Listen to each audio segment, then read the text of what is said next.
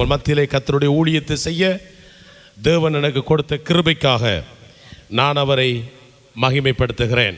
கர்த்தர் இந்த சபைக்கூடாக செய்து வருகிற பல சம்பவங்களை நாங்கள் கேள்வியுறுகின்ற போது பிதாவாகிய தேவனை மகிமைப்படுத்த இந்நாள் வரைக்கும் கர்த்தருடைய ராஜ்யத்தில் நிற்க கடவுள் பாராட்டின கிருபைகளுக்காக நான் அவரை துதிக்கிறேன். நான் இன்றைக்கு உங்கள் மத்தியிலே பேச போகின்ற விடயம் என்னுடைய அனுபவங்கள், என்னுடைய கதையிலெல்லாம் சொல்லலாம். ஆனால் அது உங்களோட வாழ்க்கையில் ஒரு மாற்றத்தையும் கொண்டு வராது. கர்த்தருடைய வசனத்தை கேட்போம், அது நிச்சயமாய் திருப்பத்தை கொண்டு வரும். அல்லேலூயா. ஆதியாகமத்தின் புஸ்தகம் பல நீண்ட காலத்துக்கு பிற்பாடு இங்கே பேசுகின்றபடினால் ரொசானானுடைய கேசட், நான் பிரசங்கம் பண்ணுகிற சீரியெல்லாம் அதிகமாய் எடிட் பண்ணி தந்திருக்கிறார்கள். வெளிநாடுகளிலே நடைபெறுகிற அந்த வீடியோ டிவி தொலைக்காட்சிகளிலே அது காண்பிக்கப்பட்டு அநேக இடங்களிலே எங்களுக்கு கர்த்தருடைய வசனத்தை பகிர்ந்து கொடுக்க உறுதுணையாக இருந்திருக்கிறது. அதற்காக நான் தேவனை துதிக்கிறேன். ஆதியாகமத்தின் புஸ்தகம் 3வது அதிகாரம் மிக ஒரு முக்கியமான சிக்கலான ஒரு விடயம் இது. ஆதியாகமம் 3ஆம் அதிகாரம் நான் வாசிக்க போகிறோம். உங்களுக்கு சம்பவம் தெரியும். 1ஆம் அதிகாரம் கடவுள் சிருஷ்டிக்கிறார். 2வது அதிகாரத்திலே சிருஷ்டிக்கப்பட்டது ஒழுங்குபடுத்தப்படுகிறது. 3வது அதிகாரத்திலே பாவம் அல்லது வஞ்சனை இந்த உலகத்துக்குள்ளே ஊடுருகிறதை நாங்கள் பார்க்கிறோம். 2வது அதிகாரத்திலே கடவுள் ஆதாமுக்கு சகல விடயங்களையும் தெளிவாக சொல்லியிருந்தார். எல்லாவற்றுக்கும் பேர் வைக்கும்படியாக. கர்த்தருக்கு ஸ்தோத்திரம். கடைசியாக படைக்கப்பட்ட விடயம் என்ன என்று யாருக்காவது தெரிந்திருந்தால், கடைசியாக கடவுள் இதை படைத்தார். ஏவாள். குட், சரியான பதில். கடைசியாக படைக்கப்பட்டது ஏவாள். ஏவாள் ஏற்கனவே நமக்குள்ளே அந்த மனுஷனுக்குள்ளே இருந்தால், ஆனால் வெளிப்பட்டது கடைசியாகத்தான். ஏனென்றால் பல ஆய்வாளர்கள், இறையியல்வாதிகள் பலவிதமாய் பேசுகிறார்கள். எல்லா கருத்தையும் சொல்ல எனக்கு முடியாது. ஆனால் ஒரு கருத்து எனக்கு பிடித்தமான ஒரு கருத்து. நேரத்தோடு அவளை படைச்சிருந்தா இன்றைக்கு வரைக்கும் பேர் வைத்து முடித்திருக்க மாட்டானாம் ஆதாம்.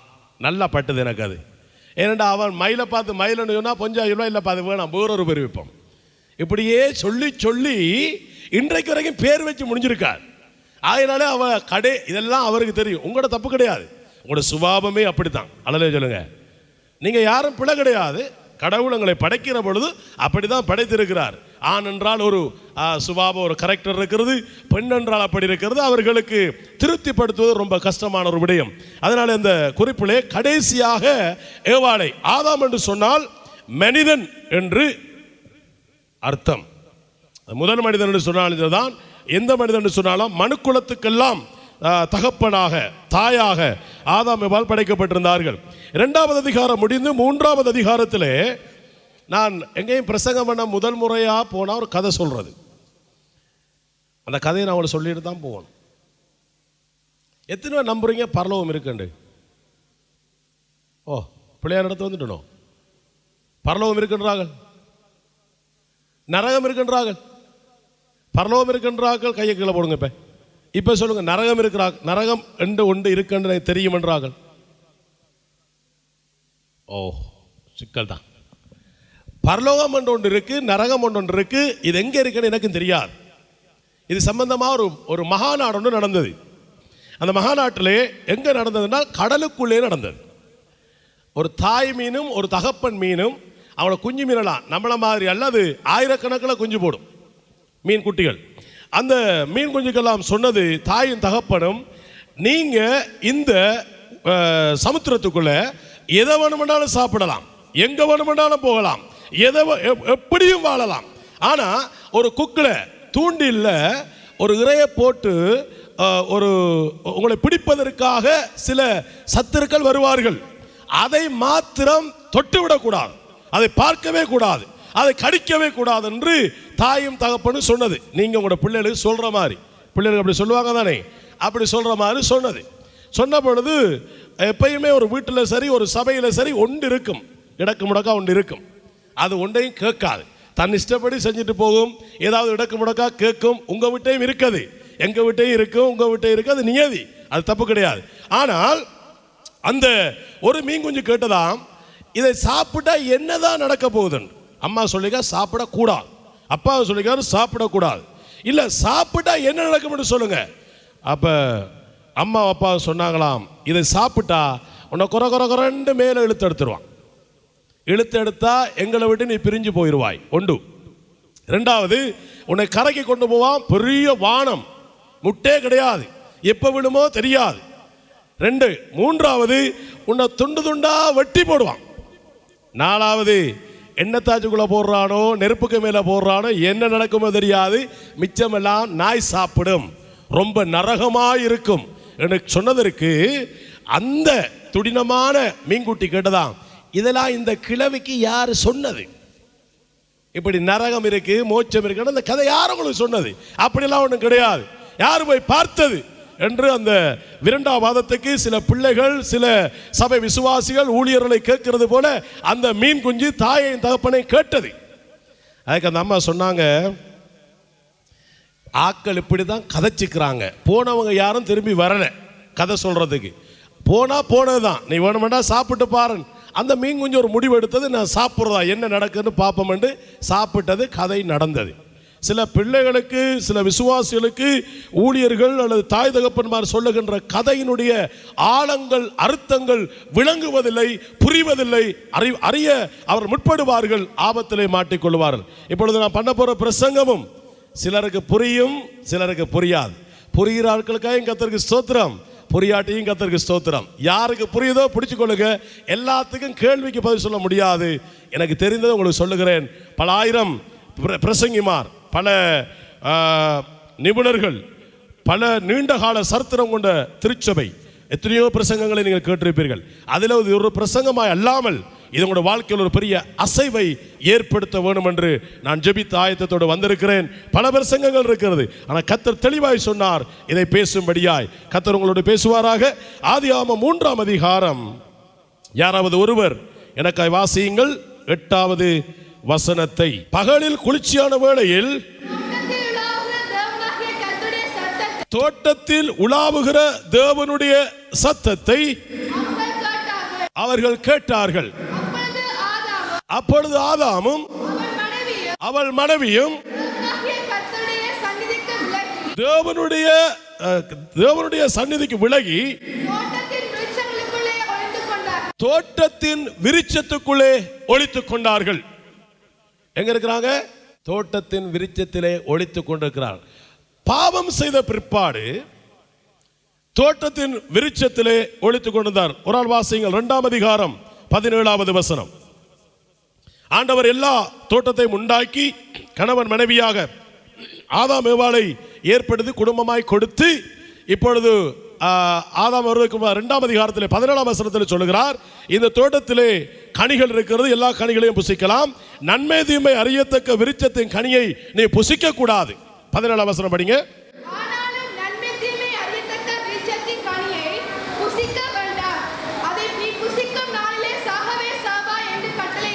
ஆதாமுக்கு சொல்லுகிறார், இந்த நன்மை தீமை அறியத்தக்க விருட்சத்தின் கனியை நீ புசிக்க கூடாது, என்றைக்கு புசிக்கிறாயோ அன்றைக்கு நீ சாவாய் என்று சொன்னார்.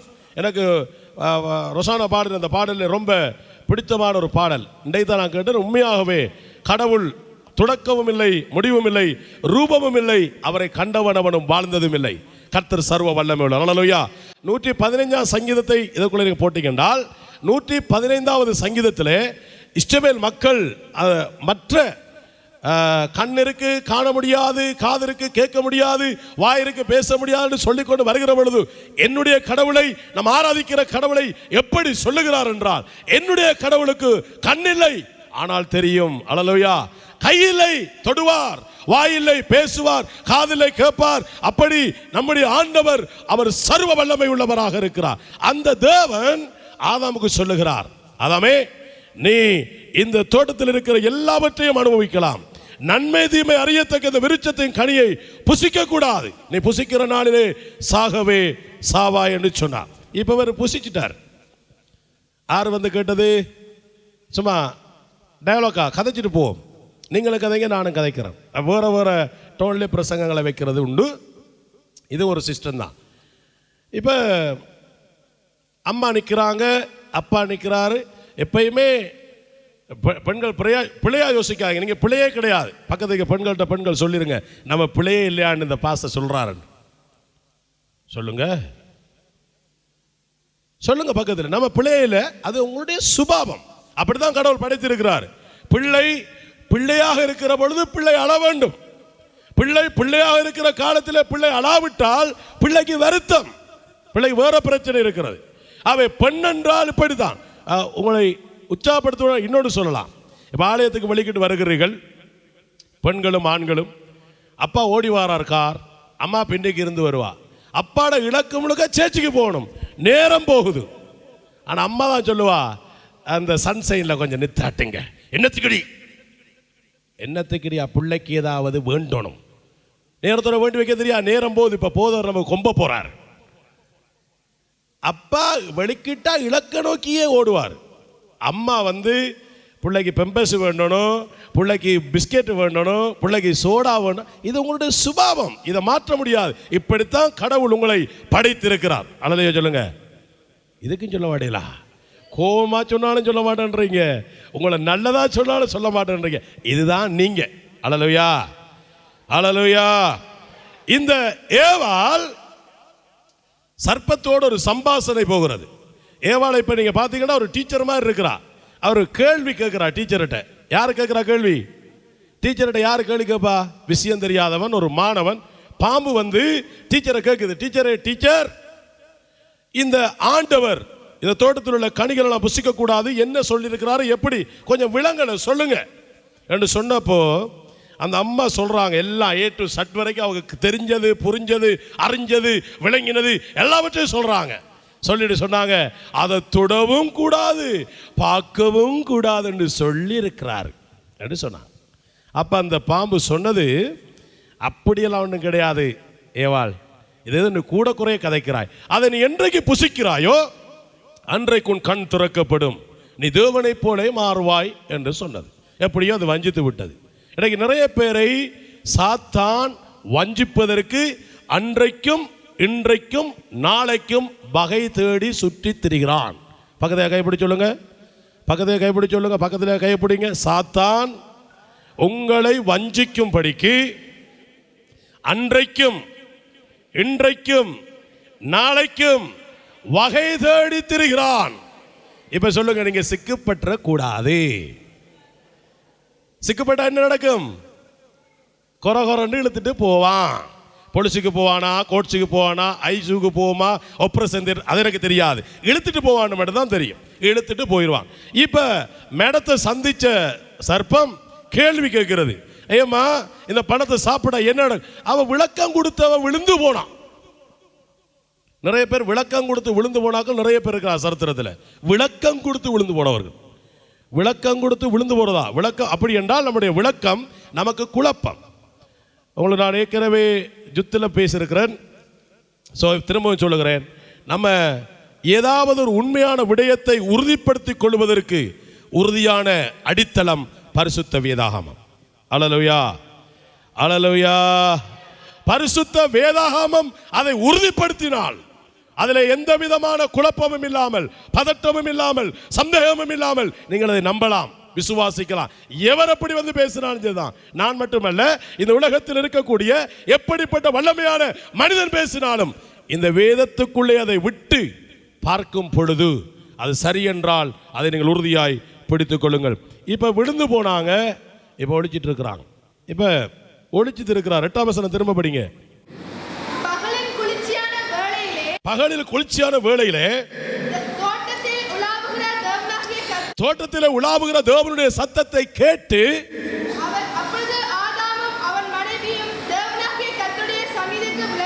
தேவனுடைய சந்நிதிக்கு விலகி விருட்சத்துக்குள்ளே ஒளித்துக் கொண்டார்கள். உங்களை கேட்கிறேன், கடவுளுக்கும் மறைவாக எங்கேயும் ஒளிக்கலாமா? ஒளிக்க இயலாதா? அக்ரி? கடவுளுக்கு ஒழிக்கல. பக்கத்துக்கு ஆடு சொல்லுங்க. சிலாக்கள் தெரியாது இந்த கதை. பக்கத்துக்கு ஆடு சொல்லுங்க, கடவுளுக்கு மறைவா ஒன்றும் செய்யலான்னு சொல்லுங்க.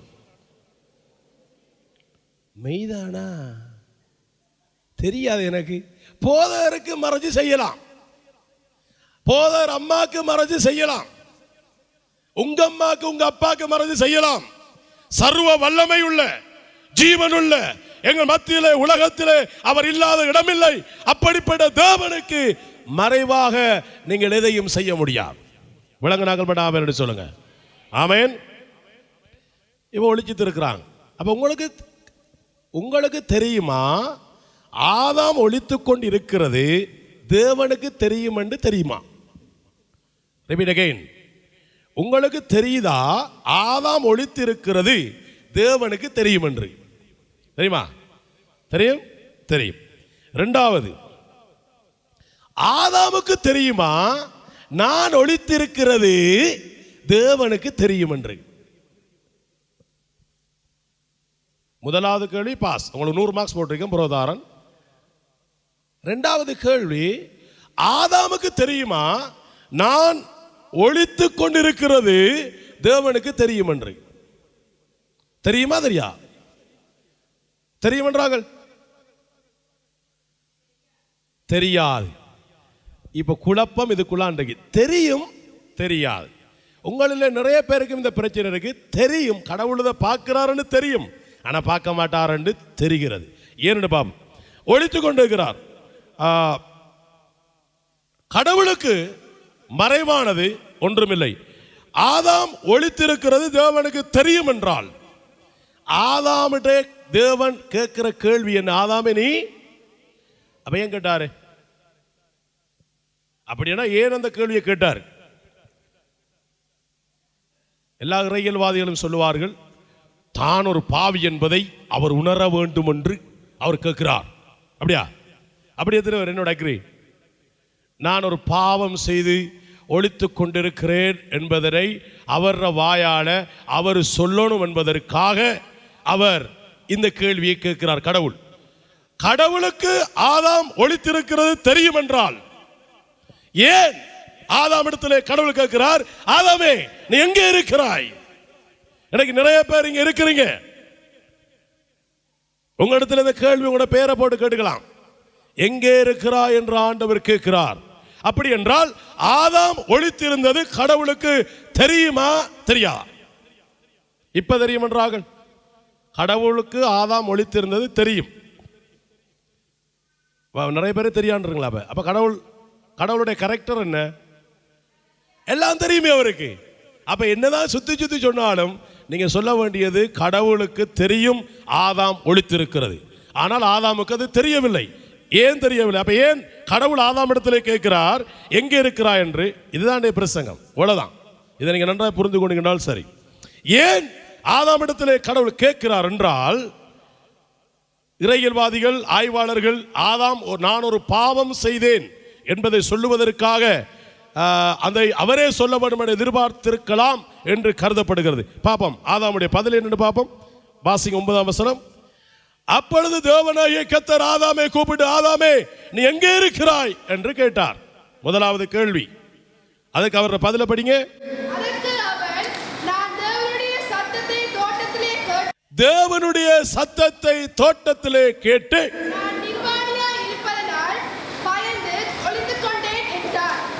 கேள்வி கேட்கப்படுகின்ற கேள்வியை நன்றாய் படிங்கள். 9வது வசனம். ஆதாமே நீ எங்கே இருக்கிறாய்? பதில் சரியா பிழையா? இவர் ஒளிச்சிட்டு இருக்கிறான்னு வாசிட்டோம் 9ஆம் வசனத்தில். 8ஆம் வசனத்தில் 9வது வசனத்திலே ஆண்டவர் வருகிறார், வந்து கேட்கிறார், ஆதாமே நீ எங்கே இருக்கிறாய்? பதில பாப்போம். தேவனுடைய சத்தத்தை தோட்டத்திலே கேட்டு இவர் சொன்ன பதில் சரியா பிழையா? பிழை. ஏன் பிழை? கேள்வி கேட்டது. இப்ப நீங்க டக்கண்டு நம்ம தமிழாக்கள் இல்லையா, தமிழாக்களுக்கு ரொம்ப இன்ட்ரெஸ்டிங்கான விடயம் என்றால் பேர் வைக்கிறதுக்கு ஆக்களை பேர் வைப்பாங்க.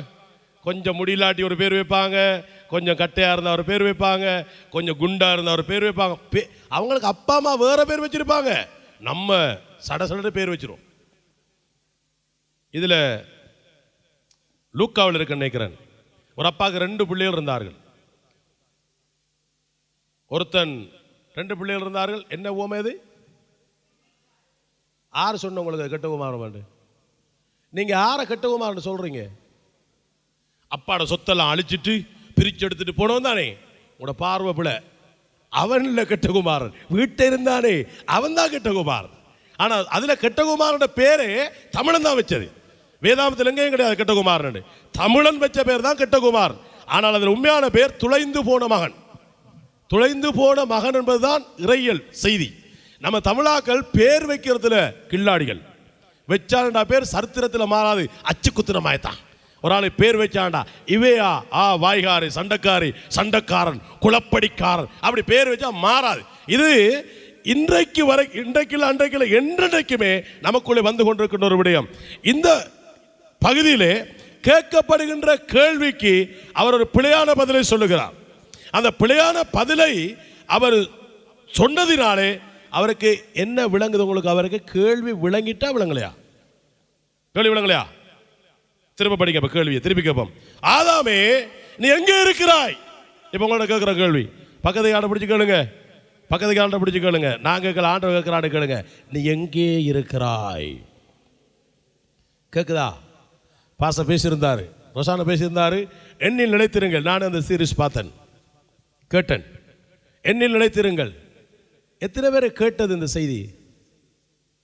கேட்டதா? ஆதாமுக்கு கேட்குது, ஆனால் விளங்கலை. பிரசங்கங்கள் கேட்குது, ஆனால் புரியலை.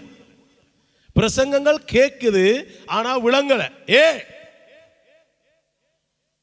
ஏன் அவனுக்கு விளங்கலை? கேள்வி கேட்கப்படுகிறது. ஆதாமே நீ எங்கே இருக்கிறாய்? கேள்வி சரியான கேள்வி. ஆனால் கொடுக்கப்படுற பதிலை பார்த்தீங்க என்றால் என்ன பதில்? திரும்ப படிங்க 10வது வசனம். அதற்கு அவன் தேவனுடைய சத்தத்தை தோட்டத்திலே கேட்டு, அவர் கேட்குது, கேட்டு நான் நிர்வாணியா இருப்பது. அப்ப இதுக்கு முதல்ல உடுத்துட்டா இருந்தவர் புதுசா கதை சொல்றாரு. அவர் படைச்சதுல இருந்து நிர்வாணியா தான் இருக்கிறாரு. இப்ப புதுசா ஏதோ இப்பதான் கண்டுபிடிச்ச கதைன்னு சொல்ற மாதிரி சொல்றாரு. நன்றாய் கவனிங்கள். முதலாவது கேள்வி, ஏன் அவனுக்கு விளங்கவில்லை என்றால், இங்க பண்ற பிரசங்கங்கள் உங்களுக்கு ஏன் புரியவில்லை என்றால், பாவத்திலே இருந்தால் விளங்காது. பக்கத்தை கைப்பிடி சொல்லுங்க. ஒரு மனிதன் பாவத்திலே பிடிபட்டு இருந்தால், ஒரு மனிதன் தேவனுக்கு கீழ்ப்படியா, பாவம்டா நான் பயங்கரமா பாக்குறீங்க, என்ன பாவம்டாப்பா நாங்க செஞ்சேன், இந்த படியை வந்து இந்த மாதிரி பேசுறான், நீங்க ஒரு பாவம் செய்யலை. இப்ப சொல்றேன், கீழ்ப்படியாமையா இருந்தால், கீழ்ப்படியாமையோடு இருந்தால், பக்கத்தில் சொல்லுங்க, ஒரு மனிதன் கீழ்ப்படியாமல் இருந்தால் அந்த மனிதன், அதாவது கடவுளுக்கு தானே ஆதாம் கீழ்ப்படியலை. ஒரு எனக்கு நீங்க கீழ்ப்படியாட்டி நான் சொல்றது உங்களுக்கு புரியாது. புருஷனுக்கு மனைவி கீழ்ப்படியாட்டி, சிம்பிள் எக்ஸாம்பிள், புருஷனுக்கு மனைவி கீழ்ப்படியாட்டி புருஷன் சொல்லுவது மனைவிக்கு விளங்காது. எத்தனை பேர் என்னோட ஒத்துவாருங்க? அவர் சொல்லுவாரு, புருஷனார் சொல்லுவாராகும், டியே இந்த வாழைப்பழம் சாப்பிட தந்தர் ஏண்டி போட்டு மூத்துல தேய்க்கிறாயன். அது அப்படி இவருக்கு தெரிஞ்சு நம்மட வீட்டை நடந்த கதை. பப்பாசி பழத்தை போட்டு தேய்ச்சி திரிப்பான். என்ன அது பப்பாசி பழத்தை தேய்க்கிறதுக்கு அது வந்திருக்கு. அது சரியான ஒரு நல்ல புஷ்டியான ஒரு சாப்பாடு. அதை சாப்பிட தந்திருக்கு. அது சொத்தையில் தேய்க்காங்க தயவு செய்து ப்ளீஸ்.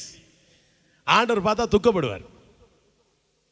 அம்புறது எல்லாத்தையும் போட்டு இப்ப நவீன காலமாகி தேன தேய்ச்சி சும்மா இருந்தமோ ஊதி போயிருக்கு. அது தந்தது சாப்பிட்றதுக்கு. இப்ப புருஷனார் இது சொல்றாரு, பொஞ்சாதிக்கு அது விளங்கலன்னா என்ன அர்த்தம்? ரெண்டு பேருக்கும் உறவிலே உறவிலே உறவிலே விரிசல் இருக்கிறது, அதனால அது விளங்காது. கதை கேட்குது, கதைக்கிறாரு ஏதோ, அதுக்கு தான் சொல்றாங்க என்ன ஒரு புறுபுறன்னு திரிறாரு, புறுபுறன்னு தெரியல.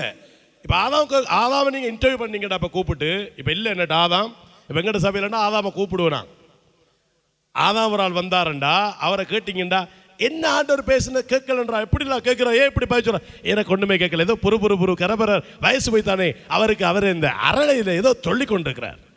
ஆண்டவருக்கு வயசு போகாத ஒரே ஒரு ஆள் நம்ம ஆண்டவர் இயேசு கிறிஸ்து மட்டும் தான். அல்லேலூயா. அவர் பேசுறாரு, ஆனா கேட்க மாட்டேன்.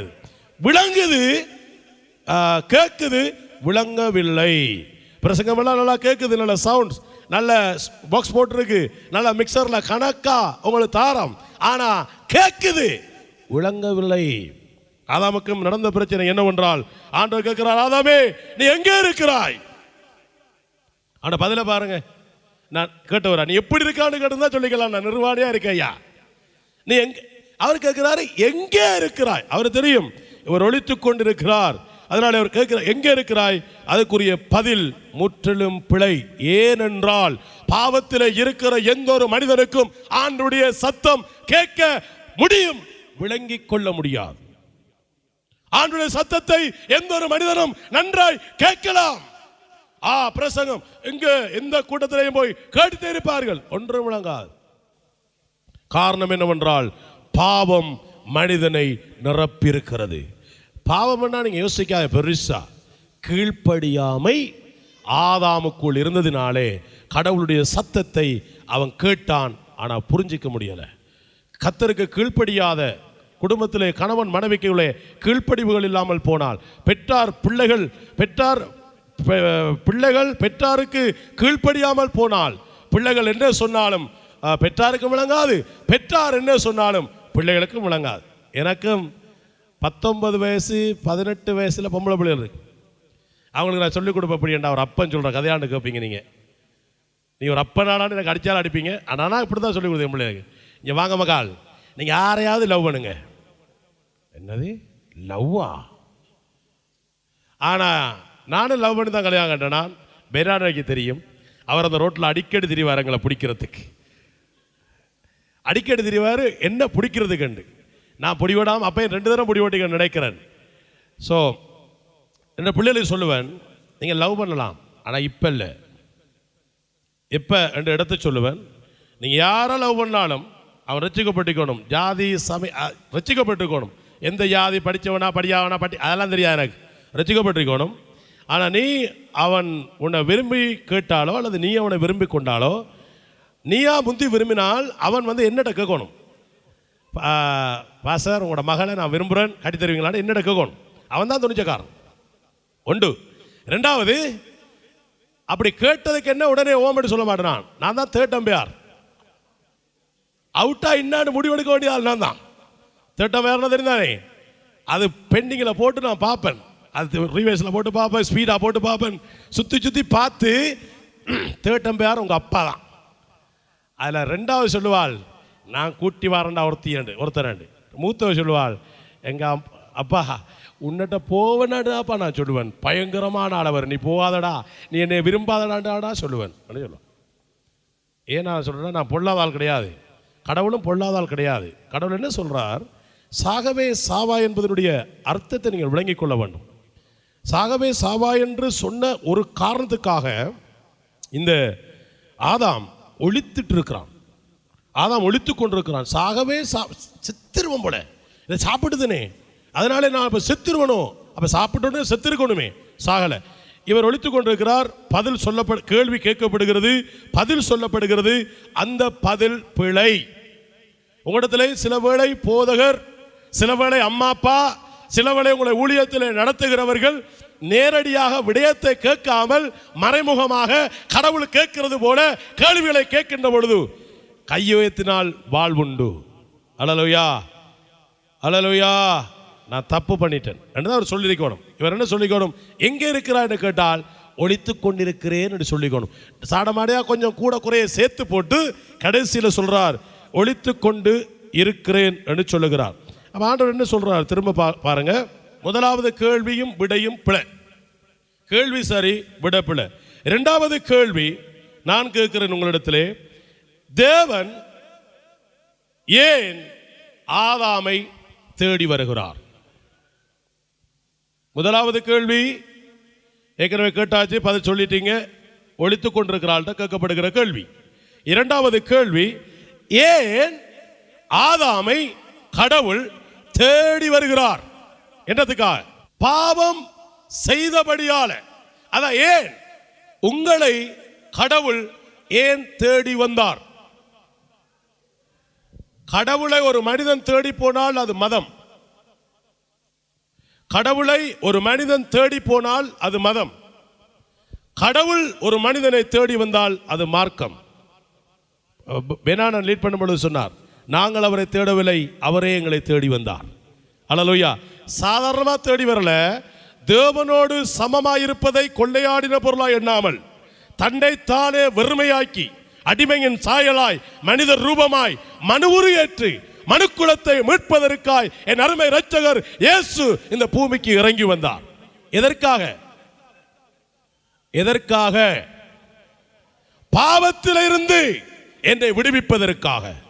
அல்லேலூயா, அல்லேலூயா. பக்கத்துல கைப்பிடி சொல்லுங்க, இயேசு கிறிஸ்துவை தேடி வந்தது உன்னை பாவத்திலிருந்து விடுதலையாக்குவதற்காய். ஆனால் ஆதாம் என்ன நினைச்சான்? ஆதாம் தேவன் ஆதாமை தேடி வருகிற போது ஆதாம் என்ன நினைச்சான்? என்ன நினைச்சான்னு நீங்க நினைக்கிறீங்க? ஆதாம் என்ன நினைச்சாருன்னு நீங்க நினைக்கிறீங்க? ஏன் அவர் ஒளிச்சாரு? ஏன் பயந்தாரு? பாவம் செஞ்சதால பயந்தாரு. இப்ப 2ஆம் அதிகாரம் 17ஆம் வசனம் வாசிச்சுட்டோமே. 2ஆம் அதிகாரம் 17ஆம் வசனத்திலே ஆண்டவர் சொன்னாரு, இந்த பழத்தை நீ சாப்பிடும் நாளிலே சாகவே சாவாய். அதை இந்த முதல் மனிதன் அப்படியே நம்பிட்டான். அப்படி நம்பியிருந்தால், அப்படியே நம்பியிருந்தால் உண்மையா ஒரு பழத்தை சாப்பிட்டு என்ன செஞ்சுக்கணும்? செத்து இருக்கணுமா? செத்துக்க கூடா? செத்து. அப்ப அதன் அர்த்தம் என்ன? அந்த சாகவே சாவா என்று சொன்னதனுடைய அர்த்தம் என்ன? எத்தனை பேர் நான் சொல்றதை என்னோட சேர்த்து வாங்கோ? எத்தனை பேர் இங்கே சொல்றீங்க உங்களோட பிள்ளைகளுக்கு, மவனே பார்த்து பார்த்து வாரன், காலை உடைச்சு போடுவன் என்ன யாராவது சொல்லியிருக்கீங்களான்னு கேட்குறேன். குற்றஞ்சாட்டல. Thank you sister, thank you brother. பார்த்து பார்த்து வாரன், மண்டை உடையும். உனக்கு இந்த பிரம்பாலெல்லாம் அடிக்க மாட்டேன்னு உனக்கு சூட்டுக்கொள் தான் வைப்பேன், இரும்ப காய்ச்சி போட்டு உனக்கு இழுக்கணும். அப்படி சொல்லுங்களா? இல்லாடி என்ன ஒரு மாதிரியா பார்க்குறா, கண்ணை தோண்டி போடுவேன். அப்போ சொல்லித்தாருங்க. நான் நினைச்சேன் இது சிட்டியில் இருக்கிறாங்க கொஞ்சம் டீசெண்டாக கதைப்பீங்களாக்கணும். அப்படி தான் கதைக்கிறீங்கண்ணே. அப்படி தோண்டி இருந்தால் எவ்வளவு கண் தோண்டி இருக்கணும்? ரணசிங்க பிரமதா தோண்டத்தோட கூடலாம் தோண்டி இருக்கணும். தோண்டலை. அந்த பிள்ளையும் திருந்தலை, நீங்களும் தோண்டலை. என்ன அர்த்தம்? அதாவது 10 கட்டளை, எந்த பிரமாணத்தை எடுத்தாலும் கட்டளைகள் கற்பனைகள் என்று இருக்கிறது. கட்டளைகள் மீன்ஸ் கொமாண்டிங், கடவுள் சொல்லுவது இதை நீ செய்யக்கூடாது என்பது. கற்பனை என்பது நானாக செய்வது. நான் பிறரை நேசிக்க வேண்டும், இந்த உள்ளுக்குள்ளே நாங்களாகவே உணர்ந்து செய்வது கற்பனை. கட்டளை கடவுள் சொல்லியிருக்கிறார், கொலை செய்யாதிருப்பாயாக. அந்த ஐஸ்வர்யவான் அல்லது ஒரு வாலிபன் அல்லது ஒரு செல்வந்தன் ஒரு தலைவனை ஆண்டவர் சந்திக்கிறார். நல்ல போதகரே என்று சொல்லுகிறார். நல்ல போதகர் என்று சொன்ன போது ஆண்டவர் என்ன சொல்ல கேட்கிறார்? ஏயா என்ன நல்லவன் என்று சொல்றா? நான் நல்லவன் உலகத்துக்கே தெரியும், நீ நல்லவனாரு. அதில் தான் அந்த சிலுவை உபதேசமே ஆரம்பிக்கப்படுகிறது. சிலுவை உபதேசத்திலே நீங்கள் எடுத்து எங்கேயாவது 3 சமநோக்கு சுவிசேஷத்திலே அது இருக்கிறது. மத்தேயு, மார்க்கு, லூக்காவில் இருக்கிறது. லூக்காவோ ஏதோ 16ஆம் அதிகாரம் 18ஆம் அதிகாரம் அப்படி இருக்கு, எங்கேயாவது பார்த்துக்கொள்ளுங்க. இந்த சம்பவம் தெரியும். ஆண்டவர் அந்த பாலிபனை சந்தித்த போது பாலிபன் கேட்ட கேள்விக்கு ஆண்டவர் கொடுக்கிற பதில் என்ன தெரியுமா? கொலை செய்யாதிருப்பாயாக, விபச்சாரம் செய்யாதிருப்பாயாக. இந்த கடைசி 5 கட்டளை தான் அவர் கொடுக்கிறார். அதில் 6 கட்டளை நினைக்கிறார். 6 கட்டளை கொடுக்கிறார். முதல் இருந்த 5 அவர் சொல்லலை. முதல் இருந்த 5 அவனுக்கு சரி, கடவுளோட அவனுடைய உறவு சரி. ஆனால் சமூகத்தோடு அவனுடைய உறவு சரியில்லை. அதாவது சிலுவை கடவுளோடு இருக்கிற உறவும் சமூகத்தோடு இருக்கிற உறவும் எப்பொழுது இருக்கிறதோ அதில் கடைசியில் சொல்லுவார் இயேசு, உனக்குண்டான எல்லா ஆஸ்திகளையும் வித்து ஏழைகளுக்கும் தரித்திரர்களுக்கும் கொடுத்து விட்டு சிலுவையை சுமந்து என்னை பின்பற்றி வா. ஒரு தடியோட வாராய். இப்ப ஒரு தடியோட வாராய். ஒரு தடி என்ன அப்படி எங்க இருக்கு சிலுவை? எங்கேயாவது இருக்குதான் சிலுவை இப்படி செங்குத்தா இருக்கிறது. அது ஒரு தடி. அதுதான் அந்த வாலிபன தோல்ல இருக்கு. அதோட வந்து தான் ஆண்டவரை சந்திக்கிறான். ஆண்டவரே நீ நல்லவர் என்று. அதுக்கு ஆண்டவர் சொல்றாரு, அடுத்த தடி எங்க? 10 கட்டளை இந்த 2ஆ தான் போகுது. பழைய ஏற்பாட்டில் 10 கட்டளை இருந்தது. புதிய ஏற்பாட்டுக்கும் பழைய ஏற்பாட்டுக்கும் இடைப்பட்ட காலத்தில் அது 613 கட்டளையாக மாற்றி விட்டார்கள். நம்மளை போல போதகர்மார். இயேசு கிறிஸ்துவ அதை 2 ஆக்கினார். உன் தேவனாகிய கர்த்தரை முழு இருதயத்தோடும் முழு உள்ளத்தோடும் நீ முழு பலத்தோடும் அன்பு கூர்ந்து தொழுது கொள்ளுவாயாக. இது முதலாவது கட்டளை, கற்பனை. இது குறிப்பான 2வது கற்பனை என்னவென்றால், உன்னை போல் உன் அயலானையும் நேசி. அல்லேலூயா, அல்லேலூயா. எத்தனை பேர் என்னோட இருக்கிறீங்க?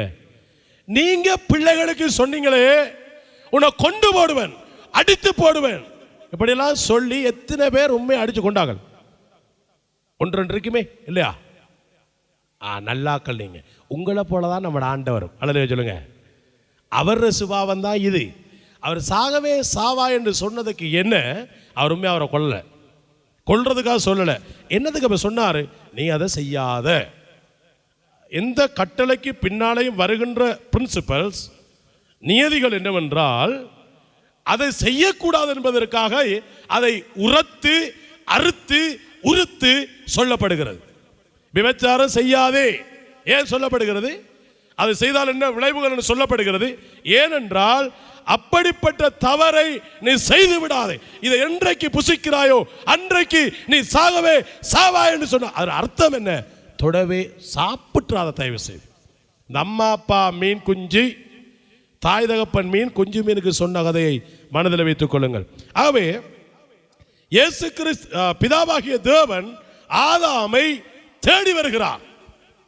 எதற்காக? எதற்காக தேடி வருகிறார்?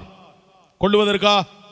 அவன் நினைச்சு கொண்டு கொல்ல போறாங்க, என்னைய கொல்ல போறார் என்றா ஒழிக்கிறார். ஆனா உண்மையாகவே பாவம் என்கிற சுபாவம் நமக்குள்ளே வந்துவிட்டால் கடவுளை விளங்கிக் கொள்ள முடியாது.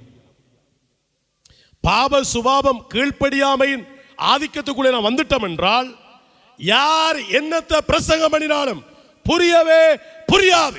கேட்கும், சத்தம் கேட்கும். இந்த ஸ்பீக்கர்ல போட்டு கேட்கலாம், வலையமைப்பில் கேட்கலாம். இப்போ உலகம் முழுக்க சில இடங்களிலே நம்முடைய சபையில் இருந்து போகின்றதான இந்த வலையமைப்பு கூட போகின்ற செய்திகளை பலர் கேட்ட இடத்தில் சொல்லியிருக்கிறார்கள். கர்த்தருக்கு ஸ்தோத்திரம். ஆனால் கேட்கலாம், பார்க்கலாம், ஆனால் ஒன்றுமே நமக்கு புரியாது. என்றைக்கு பாவ சுபாவத்திலிருந்து இயேசு கிறிஸ்து என்னை மீட்க வருகிறார் என்று நீ விளங்கிக் கொள்கிறாயோ அன்றைக்கு தன்னுடைய வாழ்க்கையிலே ஒரு பெரிய வெற்றியை நீ கண்டுகொள்வாய். அன்றைக்கு தான் வாழ்க்கையில் ஒரு விடுதலை நீ கண்டுகொள்வாய். சிலர் இங்கே புதிதாய் வரலாம். இன்றைக்கு தேவனுடைய சத்தமும் கேட்கிறது, உலகத்தின் சத்தமும் கேட்கிறது. இவ்வுலக சத்தமும் என் மாம்ச சத்தமும் இணைந்து ஒலிக்குதே. ஆனாலும் உன் மெல்லிய சத்தம் கேட்டிட என் செவியை திறந்திடும் என்று பக்தன் பாடினான். எனக்கு அருமையானவர்களே, ஆதாமை கடவுள் தேடி வருகிறார். ஏன் வருகிறார் என்று உங்களுக்கு புரிகிறது, ஆனால் அவனுக்கு புரியவில்லை. வருகிறார் என்று தெரிகிறது, ஏன் வருகிறார் என்று புரியவில்லை. இந்த சந்தர்ப்பத்திலே உங்களுக்கு தெரிந்த இன்னொரு சம்பவத்தை ஞாபகப்படுத்த விரும்புகிறேன். ஆபிரகாம் ஈசாக்கை பலி செலுத்த எபோரியா மலைக்கு போகிறார். நீங்கள் ஆதியாகமம் 16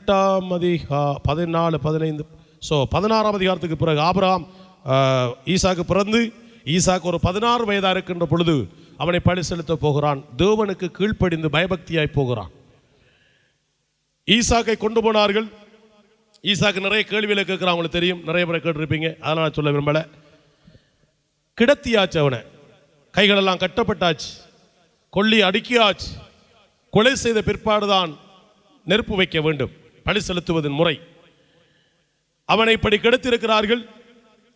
ஆபிரகாம் கத்தியை கையில் எடுக்கிறான். அவன் ஒரு தகப்பன், ஈசாக்கு ஒரு மகன். இது கதையா வாசிச்சுட்டு போக நல்லா இருக்கும், ஆனால் அந்த அனுபவத்துக்குள்ள போகக்குள்ள கொஞ்சம் கஷ்டமா இருக்கும். நம்ம அந்த அனுபவம் தான் மிக முக்கியம். கதை எல்லாருக்கும் இருக்கு. கத்தி எடுக்கிறான், ஓங்குறான், குத்தப்போற. அது இவ்வளவு செஞ்சவன குத்துற பெரிய இசு இல்லை. ஆண்டவர் ஆபிரகாமை சொன்னார், ஆபிரகாமே, பிள்ளையா நான் மேல் உன் கையை போடாதே. இந்த சத்தத்தை யார் யார் கேட்டது? இந்த சத்தத்தை யார் யார் கேட்டது? ஆபிரகாமும் கேட்டது, ஈசாக்கும் கேட்டது. ஈசாக்கு இப்பதான் நம்பிக்கை வந்தது, என் அப்பன் என்ன கொண்டாலும் என் ஆண்டவர் என்னை கொல்ல விட மாட்டார். அல்லேலூயா. என் அப்பன் ஒருவன் என்னை கொல்லலாம். சில வைராக்கியமான விசுவாசிகள் இருக்கிறார்கள், இறுக்கமான முடிவுகள் எடுக்கக்கூடிய தாய் தகப்பன்மார் இருக்கிறார்கள். எனக்கு அருமையான தேவனுடைய பிள்ளைகளே, ஆண்டவர் இயேசு உன்னை அழிக்க வரவில்லை, உன்னை வாழ வைக்க வந்திருக்கிறார். ஆண்டவராய் இயேசு கிறிஸ்து இன்றைக்கு உன்னோடு பேசுகிறார். உன்னுடைய சொந்த பந்தம் ஒருவேளை உன்னை கொலை செய்யலாம், உன்னுடைய சொந்த பந்தம் ஒருவேளை உன்னை வெறுக்கலாம், உன்னுடைய சொந்த பந்தம் ஒருவேளை உன்னை தள்ளி வைக்கலாம். வானத்தையும் பூமியையும் படைத்த சர்வ வல்லமை உள்ள ஆண்டவர் ஒரு பொழுதும் உன்னை தள்ளிவிட மாட்டார். உன்னை தேடி வருகிறார். பக்கத்தை கையப்படி சொல்லுங்க, உன்னை அவர் நேசிக்கிறார், உன்னை அவர் தேடி வருகிறார். அப்பன் பெற்றெடுத்த தகப்பன் ஒரே ஒரு பிள்ளை, வயது முதிர்ந்த காலத்திலே பெற்றெடுத்த பிள்ளை, பாசமும் நேசமும் ஊட்டி வளர்த்த பிள்ளை கொலை செய்ய கொண்டு போகிறான், பலிக்கிடாவாக போகிறான். அப்பொழுது ஆண்டவர் சொன்னார். ரெண்டு செய்தி அதில் சொல்லப்படுகிறது. ஆபிரகாமுக்கு சொல்லப்படுகிறது, you are great, you are obedient person, நீ கடவுளுக்கு பயந்த ஒரு மனிதன், நீ பாஸ். அதே சேம் டைம் ஈசாக்கு கடவுள் சொல்றார், இந்த அறிக்கையான உன்னை கொலை செய்ய வந்தானே கொப்பன், உன் அப்பன், அவன் தான் உன்னை கொலை செய்ய வந்தாலும் நான் தாண்டா பெரியாள், உன்னை நான் வாழ வைப்பேன். இந்த காலவேளையிலே இந்த இடத்திலே வந்திருக்கிற அன்பு சகோதரனே சகோதரியே, ஒருவேளை நீ எல்லாராலும் நொந்து உடைந்து நூலாகி உன்னை தாங்க வேண்டியவர்கள் தாக்கி உன்னை உருவாக்க வேண்டிய உடைத்து நொந்து போயிருக்கலாம். ஆண்டவராய் இயேசு கிறிஸ்து சொல்லுகிறார், நான் உன்னை வாழ வைப்பேன், நான் உன்னை வாழ வைப்பேன். அப்படியான எண்ணத்தோடு அப்படியான சிந்தனையோடு ஆண்டவராகிய தேவன் ஆதாமை தேடி வருகிறார். ஆதாமுக்கு தேடி வாரான்னு தெரியுது, புரியல, மிஸ் அண்டர்ஸ்டாண்டிங், கேட்குது விளங்கல, அண்டர்ஸ்டாண்டிங்கே இல்லை. இப்ப வர்றாருன்னு தெரியுது, ஒழிக்கிறான், இன்னும் ஒழிக்கிறான். கடவுளுடைய கரெக்டரும் தெரியாம போகுது. கரெக்டர் கடவுளோட இருந்தவன், கடவுளை குறித்து தெரிந்தவன் அந்த சுபாவங்களை மறந்து போகிறான். என் அருமையான தேவனுடைய பிள்ளைகளே, ஆண்டவராய் இயேசு கிறிஸ்து பாவத்தின் தன்மை அன்றும் இன்றும் இனியும் ஆதாமுடைய விழுந்த நிலைமையின் தன்மைதான். நான் ரிப்பீட் திரும்பவும் சொல்லுகிறேன், பாவத்தினுடைய தன்மையானது அன்றைக்கு ஆதாமுடைய சுபாவத்திலே எப்படி விளங்காமல் புரியாமல் குழப்பத்தோடு காணப்பட்டதோ, அதே சூழ்நிலையிலே கடவுளுடைய வசனத்தை சரியாய் விளங்கிக் கொள்ளாமல், கடவுளுடைய நோக்கத்தை சரியாய் புரிந்து கொள்ளாமல் உன்னை இன்றைக்கும் அடக்கி வைத்திருக்கின்றால் நீ பாவத்திலே பிடிபட்டிருக்கிறாய். எனக்கு ஒரு நல்ல ஆப்பர்ச்சுனிட்டி, நீ மனம் திரும்பிக்கொள், நீ தீர்க்கமான இறுக்கமான ஒரு முடிவு எடுத்துக்கொள். உன்னை கர்த்தர் வாழ வைக்க வேண்டும் என்று துடிக்கிறார். பக்கத்தை கைப்பிடி சொல்றீங்களா? உன்னை ஆண்டவர் நேசிக்கிறார். எத்தனை நம்புறீங்க ஆண்டவர் நேசிக்கிறார்? பக்கத்தில் சொல்லுங்க, உன்னை அவர் வாழ வைப்பார், உன்னை அவர் வாழ வைப்பார். ஒருவேளை சொந்த பந்தம், ஒருவேளை நம்மளோட போதாரே நம்மளை கொலை செய்யலாம், ஆனா போதவருக்கு சேர்த்து ஆண்டவர் பேசுவாரு, ஏய் பிள்ளையாண்டான் மேல் கை போடாதே. ஆண்டவர் பெரிய ஈசாக்கு அதுக்கு பிற்பாடோட வாழ்க்கையிலே பார்த்தீங்கன்னா ஈசாக்கு தான் த பெஸ்ட் ஒரு புருஷனா இருந்தான். ஒரே மனைவிக்கு ஒத்த புருஷன் அவன் மட்டும் தான். பிள்ளைகள் இல்லாமல் போனோடனே அப்பா பின்பற்றலவன் அவரைத்தான் பார்த்தான். ஆதாமுக்கு பிள்ளை ஆபிரகாமுக்கு பிள்ளை இல்லாமல் போன போது மனைவி இன்னொரு ஆளை செட் பண்ணி கொடுத்தாங்க. ஸோ ஈசாக்கு பிள்ளைகள் இல்லாமல் பல வருடங்கள் காத்திருந்து அவன் ஜெபித்தான் என்று வேதத்திலே வாசிக்கிறோம். அந்த தெய்வம் உன்னை தேடி வந்திருக்கிறார். அந்த ஆண்டவர் உன்னை வாழ வைக்க விரும்புகிறார். ஆதாமை தேடி வந்த போது ஆதாமுக்கு அது புரியவில்லை. ஆதாம் என்ன சொல்றாரு? புரியவில்லை அல்லது தவறான புரிந்து கொள்ளுதல். புரியவில்லைன்னு சொல்லலாம், தவறான புரிந்து கொள்ளுதல். காரணம் பாவத்தின் விளைவு. போதவர் தேடி வந்திருக்கிறாராம். என்ன சிலாக்கு ஒழிச்சிருவாங்க, இருந்துட்டே சொல்லுவாங்க இல்லை என்று சொல்லுங்கண்டு. வீட்டுக்குள்ள இருந்துட்டு அப்பா இப்போ இங்கே இல்லைன்னு சொல்லி அனுப்பிடுறா, அவர் எப்படியாவது திணிச்சு அனுப்பிடுறா. ஆனால் இப்போத்தே பிள்ளைகிட்ட இந்த கணக்கு முடியலாது. முதலெல்லாம் அது சரி, எங்கட காலத்தில் போச்சது. இப்போத்த பிள்ளைகள் சொல்லும் அப்பா இருக்கிறாரு இல்லைன்னு சொல்ல சொல்லி சொன்னவர் அங்கிள். அப்படி சொன்னா அந்த பிள்ளைகள் சிலவளை தாய் தகப்பன் உங்களோட பிள்ளைகளை பிழையான வழிநடத்தலுக்கு இடம் கொடுக்கின்றீர்கள். உண்மையை சொல்லுங்கள், உங்களை அழிப்பதற்கு போத ஒரு நாள் முற்படவில்லை, உங்களை அழிப்பதற்கு கடவுள் ஒரு நாள் முற்படவில்லை. உங்களை தேடி வந்தது ஏனென்றால் இழந்து போன உறவை திரும்பவும் கட்டி எழுப்புவதற்காய். அல்லேலூயா. பாவத்தின் பிடியிலே சிக்குண்டு செய்வின சூனிய மாந்திரிக வல்லமைகளிலே அகப்பட்டு அல்லலுறப்பட்டு கொண்டிருக்கிற பொழுது உங்களை தேடி யாரும் வரமாட்டார்கள். சப்போஸ் வந்தா கூட அவங்க உங்களோட ஜோபுவை சந்திக்க வந்த அந்த எலிப்பாசி பூனைப்பாசானோ எலிப்பாசானோ நான் வச்சுக்க பேர் அந்த அழிவுக்குரிய நஞ்சுகள் வந்து உங்களை தீண்டு போட்டு போய்விடும். ஆனால் இயேசு கிறிஸ்து தேவனுடைய பிள்ளைகள் ஊழியக்காரர்கள் உங்களை தேடி வருகிறார்கள் என்றால் உங்களை வாழ வைக்க அந்த தேவன் அனுப்பி வைத்திருக்கிறார். அல்லேலூயா. அவே ஏன் கடவுள் தேடி வருகிறார்? ஏன் அது புரியவில்லை? பாவ சுபாவம் வாழ்க்கையிலே பாவத்தினுடைய விளைவு இருக்கிறதுனாலே அது புரியவில்லை. அவன் பயப்படுகிறான். கடவுள் எதிரியாக பார்க்கிறான். கடவுளை எதிரியாக பார்க்கிறான். கடவுளை எதிரியாக பார்த்து கடவுளுக்கு எதிரானவர்களோடு சேர்ந்து கொள்கிறான். கடவுளை எதிரியாக பார்க்கிறான். அட் தி சேம் டைம் கடவுளுக்கு எதிரானவர்களோடு அவருடைய பாதுகாப்புக்காக சேர்ந்து கொள்கிறான். இயேசு கிறிஸ்து உங்களை உலகத்திலே வந்த எந்த மனிதனையும் பிரகாசிக்கப்படுகிற மெய்யான ஒளி நம்முடைய ஆண்டவராய் இயேசு கிறிஸ்து. அவர் உங்களை தேடி வரும் பொழுது பயப்படாமல், நீங்கள் சமூகத்துக்கு பயப்பட்டால் கடவுளுக்கு பயப்பட முடியாது. நீங்கள் சொந்த பந்தங்களுக்கு பயப்பட்டால் தேவ சபைக்கு பயப்பட முடியாது. நீங்கள் தேவனுக்கு பயப்படுவீர்களாக இருந்தால் நிச்சயமாக கடவுள் உங்களை உயர்த்துவார். இப்ப 11வது வசனம் வாசிங்க.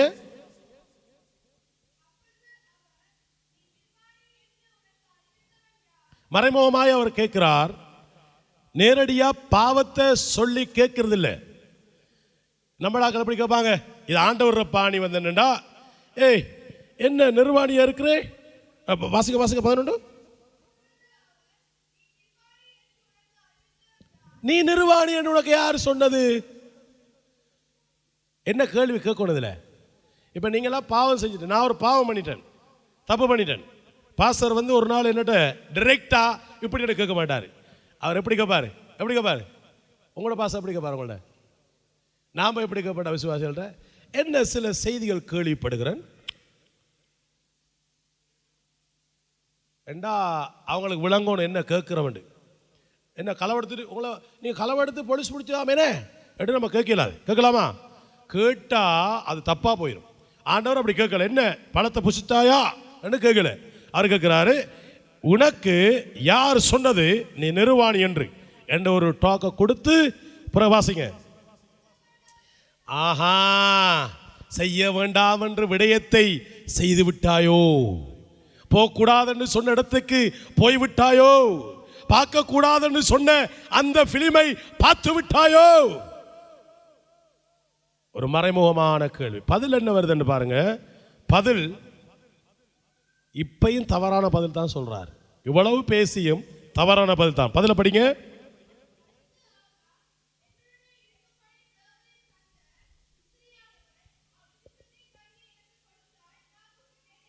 இப்ப சொல்றாரு, கதையை புல்லா மாத்திட்டாரு. போன முதல் அதிகாரத்தில் என்ன சொன்னாரு? மனைவியை கொடுத்த உடனே என் எலும்பின் எலும்பும் என் மாம்சத்தின் மாம்சமும் இருக்கிறபடினால் நீ என் மனுஷி எனப்படுவாய். இந்த கல்யாணத்தில் சொல்லுவாங்கனே, துன்பத்திலும் துக்கத்திலும் மரணம் நம்மை பிரிக்கும் வரைக்கும் பிறர் முகம் பாராமல் நான் உனக்கே புருஷனாக இருந்து உன்னை காப்பாற்றி கனப்படுத்தி ஆதரித்து, அப்படி வரக்குள்ள நிறைய கதைகள் இருக்கு. எல்லா கதையும் சொல்ல டைமில் அந்த முள்ளு குத்துன கதை நல்ல கதை, எல்லா கதையும் கேட்டுருப்பீங்க. அதை மனசில் வச்சுக்கோங்க. பிறகு இப்போ இந்த கதையை சொல்லலாம். திருமணம் முடித்து, இது நூற்றாண்டு பழமையான கதை. திருமணம் முடித்து ஒரு கணவன் மனைவியும் கனிமூனுக்கு போயிட்டு இருக்கிறாங்க. கனிமூனுக்கு எதில் போகிறாங்கன்றால் மணவாளனுடைய குதிரையில் போகிறார்கள். ஸோ அந்த குதிரை வந்து மணவாளன் திருமணம் முடிப்பதற்கு முன்பதாய் பல ஆண்டுகளுக்கு முன்பதாய் இருந்து பாசமாய் வளர்த்து வந்த ஒரு குதிரை.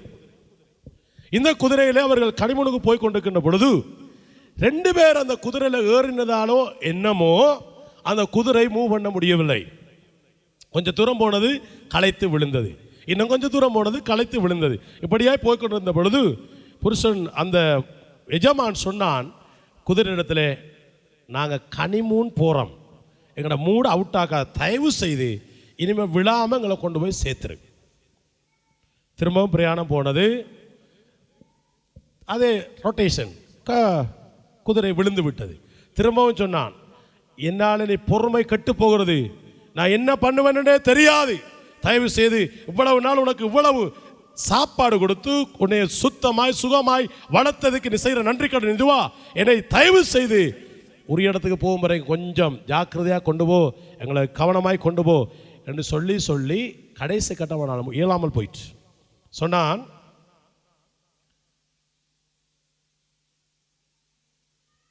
ஒரு கட்டத்தில் விழுந்த பொழுது அந்த இடுப்பில் அந்த பிஸ்டல் எடுத்து சொன்னான் குதிரைக்கு, இன்னொரு தரம் விழுந்தையாக இருந்தால் நான் உன்னை சுட்டு போடுவேன். சுட்டு உண்மையாகவே 2வது முறை அந்த குதிரை விழுந்தவுடன் அவன் பிஸ்டல் எடுத்து குதிரையை சுட்டுட்டான். சுட்டா மனைவிக்கு, ஐயோ இப்படிப்பட்ட ஒரு கொலைபாதகன், இப்படிப்பட்ட ஒரு மனிதன் ஆய்வன், இவனோட எப்படியப்பா நான் வாழ்க்கை நடத்துவது, இப்போ கனிமனுக்கு போகிறான். அவன் சொன்னா, நீ ஒரு மனுஷனா, பஞ்சமா பாதகா, வாய் பேசாத மிருகத்தை சுட்டுட்டே என்ற அதே பிஸ்டல் நீட்டி சொன்னா, இது உனக்கு பெஸ்ட் மார்னிங்.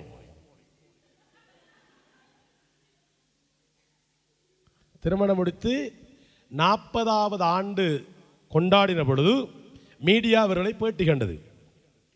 அப்பொழுது மனைவி சொன்னாங்க, எனக்கு என் புருஷன் இதுவரைக்கும் அடிக்கவில்லை. கணவன் சொன்னார், நான் என் மனைவிக்கு இதுவரைக்கும் கை நீட்டவில்லை.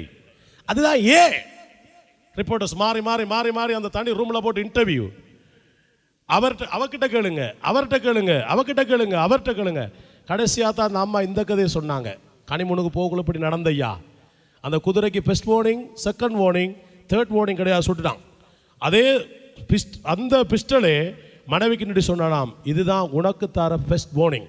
அவள் சொல்கிறா இன்டர்வியூவில், நான் என் புருஷனுக்கு இதுவரைக்கும் செகண்ட் வார்னிங்க்கு சான்ஸே கொடுக்கல, அதனால் அவர் எனக்கு அடிக்கலை. இப்போ இங்கே வந்து பார்த்தீங்கன்னா கதை மாறி போகுது. இவருக்கு வார்னிங் ஒன்றும் கிடையாது, அம்மா நல்லா தான் இருந்தாங்க, இப்போ அம்மாவை இவர் காட்டி கொடுக்குறாரு. அம்மாவை காட்டி கொடுக்குறாரு. எப்படி காட்டி கொடுக்குறாரு, எப்படி காட்டி கொடுக்குறாரு பாருங்க. 11 அவசரம் 12 அவசரம் இங்கே பாருங்கோ. நான் இதெல்லாம் சாப்பிட கப்படல, அவ தந்தா நான் சாப்பிட்டேன். யாருமே பாவத்தில் இருக்கிறவர்கள் பாவத்துக்கு நேரடியாய் நான் பொறுப்பண்டு ஒத்துக்கொள்ள மாட்டார்கள். எப்ப ஒத்துக்கொள்வான் என்றால், கடவுளை ஒரு மனிதன் சரியாக கண்டுகொள்கிற பொழுது. அப்போ பவுலுடைய வாழ்க்கையை பார்க்கின்ற பொழுது, அவர் ஆரம்பத்திலே கமாலியுடைய பாதத்திலே படித்தவர், பெரிய வித்துவான், வல்லவன், உண்மையாகவே அறிவாளி. ஆனால் என்றைக்கு இயேசு கிறிஸ்துவை சொந்த இரட்சகராக ஏற்றுக்கொண்டு அவர்தான் மேசியா, அவர்தான் கடவுள், அவர்தான் இரட்சகர் என்று அறிந்து கொண்டானோ, அன்றைக்கு பிற்பாடோட கதை மாறுகிறது, திரும்புகிறது. கதை எப்படி திரும்புகிறது? நான் ஒன்றுமில்லை, நான் புழு, நான் பூச்சி, நான் அருகதையற்றவன். அப்போஸ்தலர்கள் எல்லாரிலும் என்ன சொல்றாரு? பழைய சபைப்பாது, என்னை உருவாக்குன சபை, எல்லா அப்போஸ்தலர்களிலும் நான்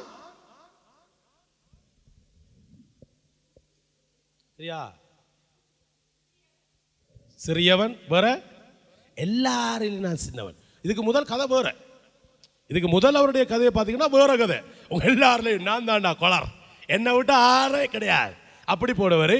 என்றைக்கு இயேசுவை அறிந்தாரோ அன்றைக்கு அவருக்குள்ளே தாழ்மை வந்தது. அது மாதிரி இயேசுவை சரியாய் அறிந்து கொள்ளாத வரைக்கும் நம்ம தான் கீரோ. பக்கத்தில் கைப்பிடிச்சு சொல்லுங்க, பக்கத்தில் கையை பிடிச்சி போத்த பார்த்து சொல்லுங்க, நீ இயேசுவை சரியாக அறியாட்டி உனக்குள்ள இருக்கிற பெருமையை போக்கலாய்.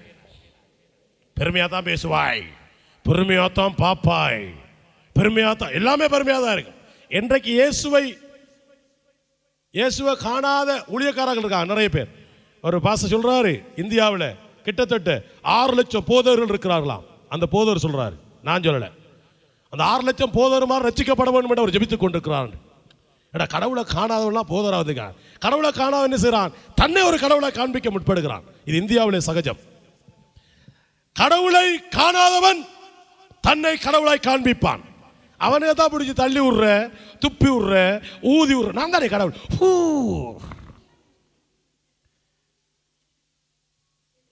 ரெண்டாம் பிள்ளை ஒரு ஆள் இந்தியா இருந்து வந்த ஒரு போதவர் இப்படி காலை அமர்த்தி பிடிச்சி தலையில் கையை வச்சு தள்ள, அவள் நாள் எக்ஸ்கியூஸ் மீ கையெடுங்க, இது எங்கே இருக்கு பைபிள்ண்டு. அப்படிதான் படித்து கொடுத்துக்கிட்ட சபைக்கு. பயமில்லாமல் கேளு. நீ எக்ஸ்க்ளூசிவ் பிரதர், கையெடுங்க, முதல் காலெடுங்க. இது பைபிளில் இங்கே இருக்கு. இந்த கால் அமர்த்தி பிடிக்கிற, தலையை பிடிச்சி தள்ளுற, இன்னும் கடவுளை காணல. அவர்கள் கடவுளை கண்டாடா தள்ள மாட்டான். கடவுளை கண்டாண்டா அப்படி அவன் பேசாம இருப்பார்.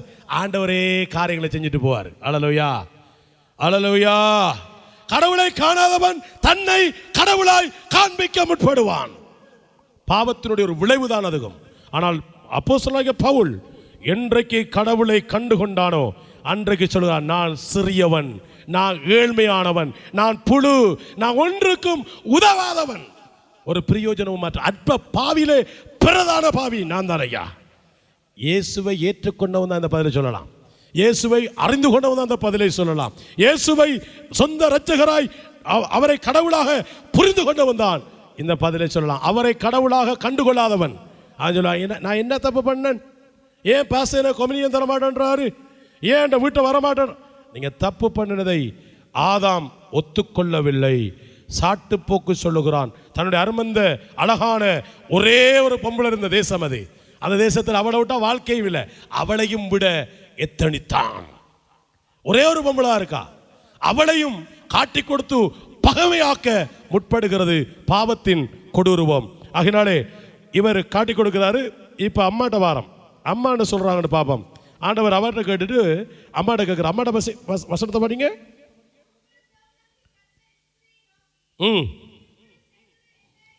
அவகிட்ட கேட்டதுக்கு அவ என்ன சொல்லிக்கணும் சரியண்டா. நீங்க என்ன சொல்லுவீங்க? நீங்களும் உங்க புருஷனும் தான் இருக்கிறீங்க, இல்லாட்டி நானும் இன்னொரு ஆளும் தான் இருக்கிறோம். இப்படி சம்பவம் நடந்திருக்கு. ஸோ இதுல முழுமையாக கற்றுக்கொண்டவர் ஆதாமா ஏவாளா? ஆதாமோட கடவுள் பேசியிருந்தாரா, ஏவாளோட சேர்த்து பேசியிருந்தாரா? எப்படி? ஆதாமோடானே. அப்ப நீங்க என்ன சொல்லுவீங்க பதில்? இந்த லொகேஷன்ல, இந்த சிச்சுவேஷன்ல உங்களோட ஆன்சர் எப்படி இருக்கும்? ஆதாம் டைரக்டா சொல்லிட்டான், நான் இல்ல ஆண்டவரே, சிச்சி நான் போறலன்னு தான் இருந்தேன். இவன் விடல, இவன் கிசான் விடலன்னு இழுத்துட்டு போயிட்டான். கிசான் இழுத்துட்டு போனா உண்டா கால் தானே போனது, தூக்கிட்டு போய்த்தான்ன்றது வேற விஷயம், அதையும் தப்பலாம். இப்ப இவ அம்மா எப்படி சொல்லிருக்கணும் என்றால், உண்மையான மனைவி என்றால், என்னுடைய கணவன் தப்பு பண்ணிட்டார் என்றால் பயமில்லாமல் அதை வெளிப்படையாக தீர்வு காண்பதற்காக நம்பிக்கைக்கு பாத்திரமான திருச்சபையின் தலைவரிடத்திலேயோ அல்லது எங்களுடைய கவுன்சிலிங் ஆலோசனை குழுவினிடத்திலேயோ உண்மையை சொல்ல வேண்டும். உண்மையை சொல்ல வேண்டும், பொய் அல்ல. பொய் சொன்னா பாவம், உண்மையை சொல்லவும். இவங்க பாவத்தில் இருக்கிறதுனால உண்மையும் சொல்லல, பொய்யும் சொல்லல, ஒரு வெதுவெதுப்பான நிலைமையை காணக்கூடியதாக இருக்கிறது. அவன் என்ன சொல்றா? நான் இல்ல ஆண்டவரே, நீ படைத்த அந்த இப்ப இவ டீச்சரா இருந்தவ அந்த பாம்பு மாணவனா இருக்கும்போது இப்ப மாணவனை சாட்டுறா. அவர் கேள்விகள், அவர் என்ன சொன்னாரா? பறிச்சு புசியன்னு சொன்னாரா? பாம்பு சொன்னதா அடிச்சு புசியண்டு? அவர் சும்மா அவங்க காய்ச்சிட்டு போகல, ஒரு கதை டயலாக், அவ்வளவுதான். ஆனால் விளைவு பயங்கரமாக போகிறது. ஒரு முடிவு, அதாவது ஒரு கணவன் யாராவது ஒருவன் தப்பு பண்ணியிருந்தால், யாராவது ஒருத்தி தப்பு பண்ணியிருந்தால், பிள்ளைகள் தப்பு பண்ணினால் அந்த தப்புக்கு நான் முழு பொறுப்பெடுக்கிறவன் கர்த்தருடைய பிள்ளை. இன்னொருவனை சாட்டினால் நீ சாத்தானுடைய பிள்ளை. Repeat again. நீங்கள் செய்த தவறுக்கு நீங்களே பொறுப்பாயிருந்தால் நீ தேவனுடைய பிள்ளை. கடவுள் உன்னை மன்னிப்பார், உனக்கு வாழ்வு தருவார், உன்னை உயர்த்துவார், உன்னை ஆசீர்வதிப்பார். நீ ஜெயம் பெற்ற ஒரு வெற்றி உள்ள வாழ்க்கை வாழுவார். இல்லாம அது பாசராலா நான் இப்படி செஞ்சேன், எங்கட வீட்டில் இருக்கிற ஒரு மூதேசி அதால இப்படி செஞ்சேன், எங்கட வீட்டுக்கு பக்கத்தில் இருக்கிறதால இப்படி, நோ சான்ஸ், சந்தர்ப்பமே இல்லை.